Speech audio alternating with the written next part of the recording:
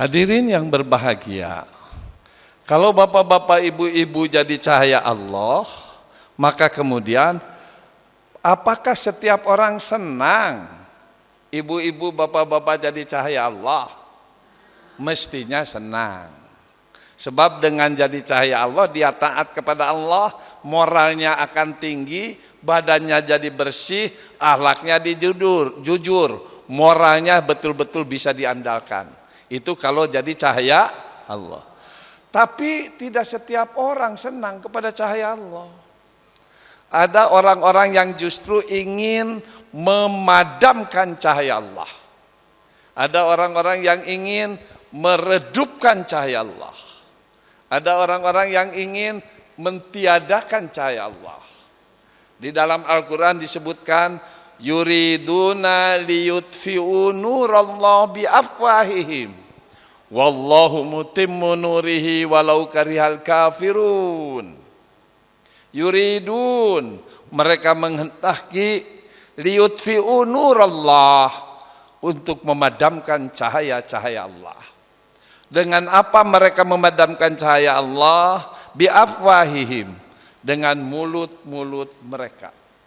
Jangan lupa bapak-bapak ibu-ibu, mereka untuk memadamkan cahaya Allah dengan mulut-mulut mereka itu pakai biaya, keluarkan duit.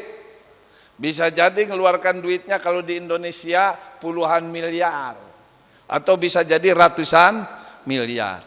Ada kisah pada zaman Nabi Muhammad SAW di Mekah, yang itu diungkapkan pada surat Luqman ayat ke-6. Wa minan nasi may yashtari lahwal hadits liyudilla an sabilillahi bighairi ilmin wa yattakhidhaha huzwa wa lahum adzabum muhin. Itu surat Luqman ayat keberapa, Bu? Ayat ke-6.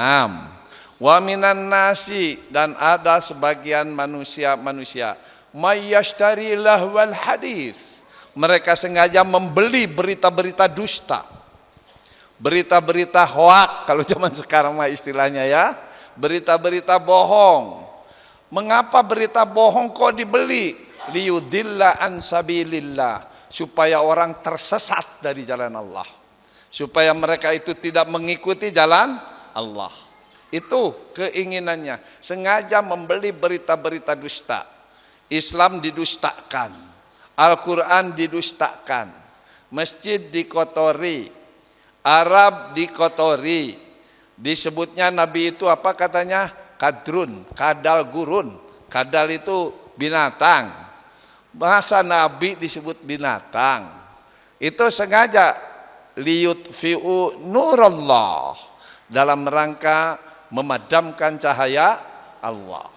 Mereka memadamkan cahaya, yashtari lahwal hadits, membeli berita-berita dusta. Artinya ada orang-orang yang memang digaji, ada orang-orang yang mereka diupahi, ada orang-orang yang mereka sengaja diberi fasilitas. Entah fasilitasnya itu mobil, rumah, duit, jabatan, macam-macam. Untuk apa? Untuk lahwal hadits, menciptakan berita-berita dusta, berita-berita yang melalaikan dari ajaran agama. Liyudilla an sabilillah bighairi ilmin.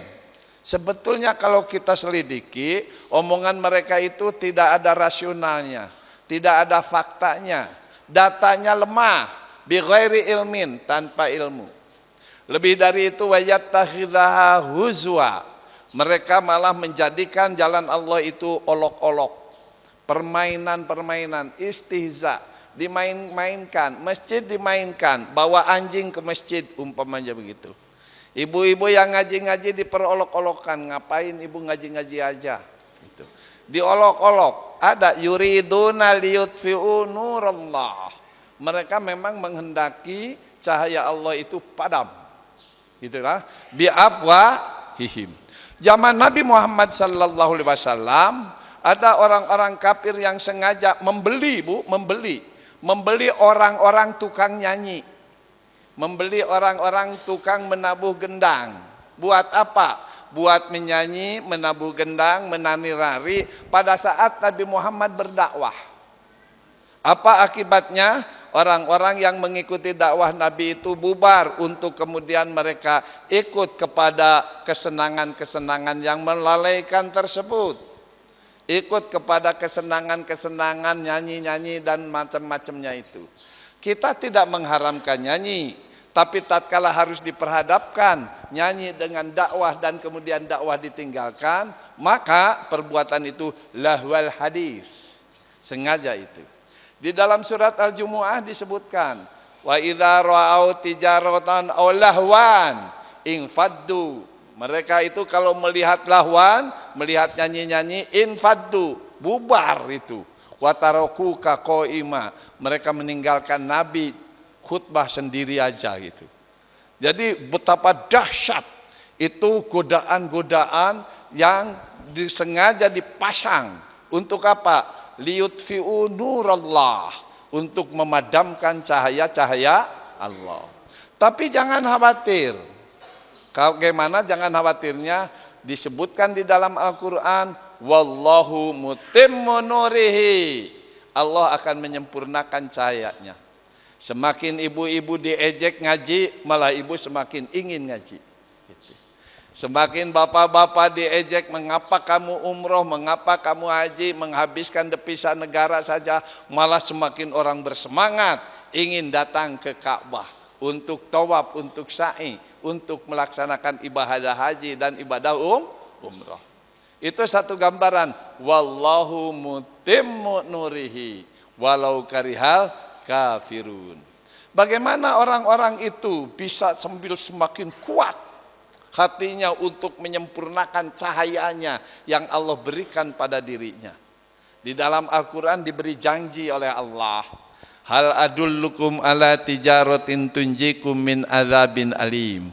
Perlukah aku berikan petunjuk suatu kegiatan yang kira-kira menghilangkan menyelamatkan Anda dari siksa yang sangat pedih?